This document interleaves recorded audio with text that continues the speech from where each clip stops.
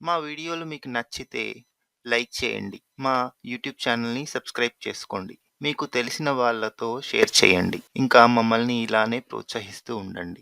ఒక చిన్న ఊరిలో మిరపకాయ, ఉల్లిపాయ, ఉప్పు మంచి స్నేహితులుగా కలిసిమెలిసి ఒకే కిచెన్‌లో ఆడుకుంటూ సంతోషంగా ఉంటూ ఉండేవి.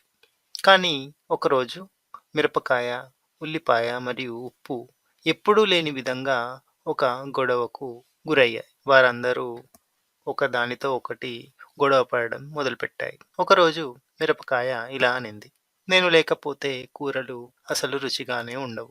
అసలు కారం అనేది నాలుకకు తగలకపోతే ఎవరికీ ఇష్టం ఉండదు అని గొప్పలకు పోయింది. అది విన్న ఉల్లిపాయ కాస్త కోపంగా, ఓ అవునా, నన్ను తరిగినప్పుడు అందరూ ఏడుస్తారు. నేను లేకపోతే అసలు కూర రుచే ఉండదు అని అనింది. ఉప్పు దూరంగా ఉండి మిరపకాయ, ఉల్లిపాయ మాట్లాడుకునేది విని వాటితో నవ్వుతూ ఇలా అంది. మీరిద్దరు ఎంత గొప్పవారైనా సరే, నేనే లేకపోతే కూర అసలు మధురంగా ఉండనే ఉండదు అని చెప్పింది. ఇలా ముగ్గురు వాదనలు పెట్టుకుంటూ ఉన్నారు.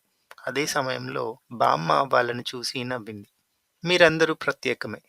కానీ మీరంతా కలిసి ఉంటేనే కూర చాలా రుచిగా ఉంటుంది. ఏ ఒక్కరు ఒంటరిగా ఉన్నా ఎవరు ఏమీ ఆస్వాదించలేరు అని బామ్మ మిరపకాయ, ఉల్లిపాయ మరియు ఉప్పులతో చెప్పింది. దీంతో వారందరూ వాళ్ళ వాళ్ళ తప్పులు తెలుసుకొని నవ్వుకుంటూ మళ్ళీ కలిసిపోయారు. ఇక పైన ఎప్పుడూ కలిసే ఉంటామని నిర్ణయించుకున్నారు.